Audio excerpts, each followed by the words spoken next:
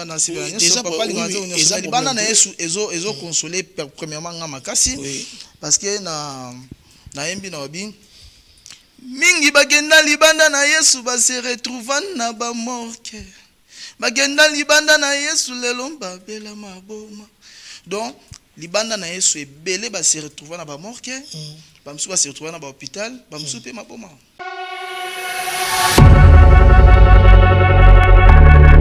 Dengena vandi sa message ya nzoto parce qu'il y a une chanson mon akati nzoto ezali pena moi chanson o na obakite album ezala na titre nzoto message vanda pena message base nzoto mais na moni bo fallait abimisi nzoto mais na ngana et moi différence ezali mais na bino façon na lingana memelango bongo na kota lesu mabonde et ça la bien parce que soutien ma casse za ba chrétien soutien ma casse za bato balinga biso souci na ngezaka bato balinga biso fort ezana sima na yango. OK, message fort ezali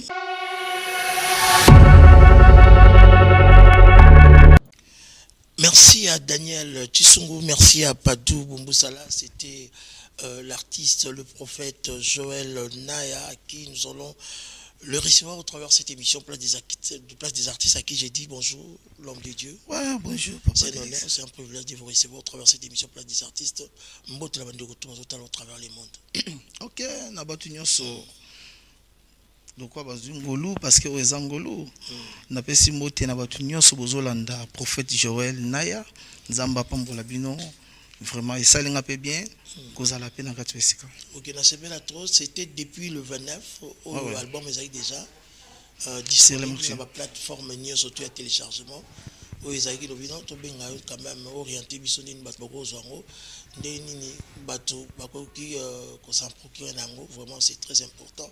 Et puis ça biso, la difficulté nous coûte nango en réalisant cet album. Et puis le bimi et c'est les amis. Ah, papa.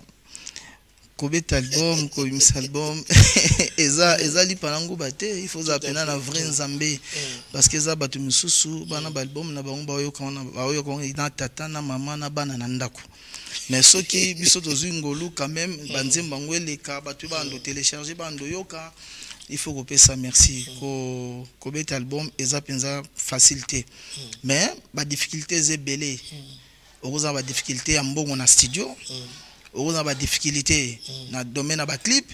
Moi, dans mon tabletti, banzemba bien dans studio, mais côté de clip, fouti et bomi déjà nyons. C'est pour cela que mon temps déjà moi ma coquille mon ani, donc mon ni. C'est les années n'engue bimi mo comme ça. Non, et c'est mon ange zali. Ba retomber peu feedback a bien zali, ce sont côté na yo. Moi ba retour a bien. Non, ba retour a bien zali parce que ceux qui nzamba salingulu. Na rozala na Canada Kalaté. Oui.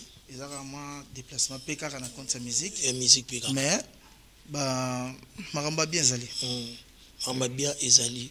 Ce que il y a au travers ces médias, au travers cette émission Place des artistes. Dans le fond et dans la forme, vrai contenu de cet album. Message na yo vandi otoni. Non, message na vandi. Papa nanga. Webi tant on a obet album oyo.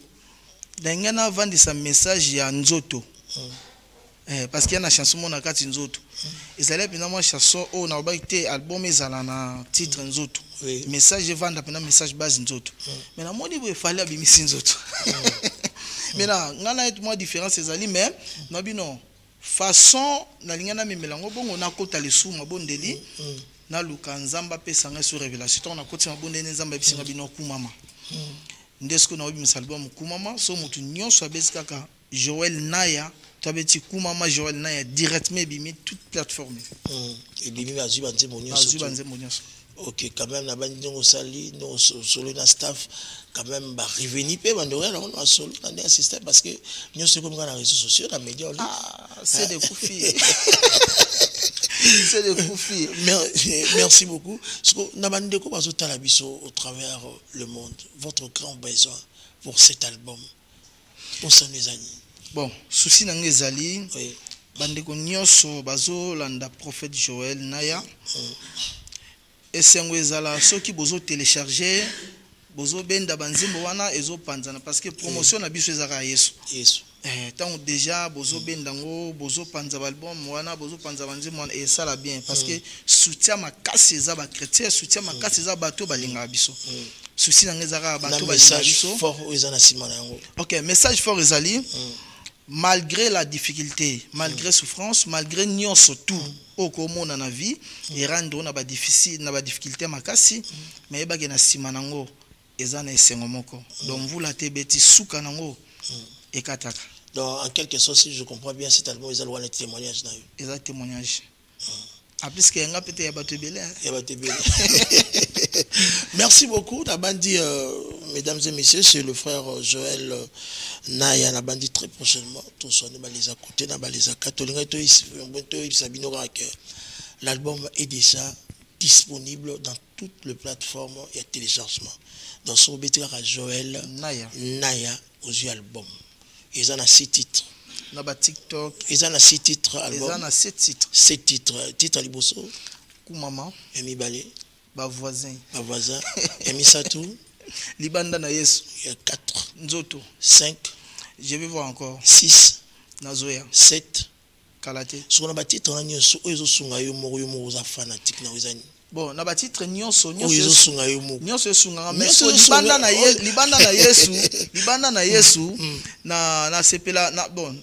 Naza kolo banzembo na sepela nyonso papa linganzo nyonso libanda na Yesu ezo consoler premièrement nga makasi parce que na yembi na obi mingi bagenda libanda na Yesu ba se retrouver na ba morke. Bagenda libanda na Yesu lelo babela maboma. Donc libanda na Yesu ebele ba se retrouver na ba morke, ba msu ba se retrouver na ba hôpital, ba msu pe maboma. Donc kat na Yesu c'est mieux. Merci mesdames et messieurs, Nabandi mesdames et messieurs, Kende téléchargé aux restaurations dans Liban na Yesu donc liboma. Ils ont le bisou de l'Ix, le journaliste 5 qui se sent quoi sa moto sa monanka Yesu kaka. Ba on ba biloko nzoto biso na Yesu na nzoto ya. Des fois déjà si la raté. Tu même mission pour hôtel Bolanda. Ils ont raté sans goa. Goa ezate. Autour monanga kauma goa ezate. Poto kabwana yo. Pour tout cabana résumé qu'est-ce qu'on peut retenir c'est les importants mais ça son numéro à contact na yo. OK, numéro ya contact à prophète Joël Ezali au barozo yo plus 243 82 73 17 912 plus 243 82 73 17 912. Mesdames et messieurs, nous allons encore reçu ces morceaux de cet artiste Joël Naya et ça c'est un plaisir à trop mais Marcelo Ezali. Suivant cet élément, pour faire plaisir à votre épouse, et félicitations à elle. Okay. À même Elbiso, Mwana Kitoko, bébé comme on a dit. Maria Issa. Maria Issa. Maman a bébé Maria Issa. Merci beaucoup. Son album est déjà disponible dans toutes les plateformes de téléchargement. Mesdames et messieurs, je vous avais dit tout au début de cette émission, on aura recevoir les stars légendaires du gospel congolaise. Vous comptez très bien le fils de la réserve de l'Éternel, le frère Christian Olongo. Vous comptez très bien ces groupes, la joie du ciel, oui, merveilleux biso et pesa biso restauration, bazongi sur terre. Bon le bateau. Je dois vous proposer ces clips. Totinga makaka, batinga nini en kaka. Toye bangwa. Toye ban pe cacao. Hein? Bante ba on tire le sil raté, ils ont pambola mabota, ils ont restauré bateau. Avant que nous passions à notre temps de leader, je dois vous poser cette chanson. Et elle a sonné son titre Totinga la cacao. Ni nango cacao. Tout ça là dodo munongo. On a la cerninon, la subliminale. Chante-toi yemba sans tricher. Oyo kaya. Tout ça Carlos, Calo, Calonge. Grand brete ya chant. Abuna le bateau. Tout tinga magara suivant cet élément. Ces clips. Et puis nous allons retourner pour la continuité de ces grands magazines parce que des artistes suivent une image. Merci pour vos textos, vos appels, ça nous fait tellement du bien. Et ça, c'est un peu de temps pour vous. Suivant.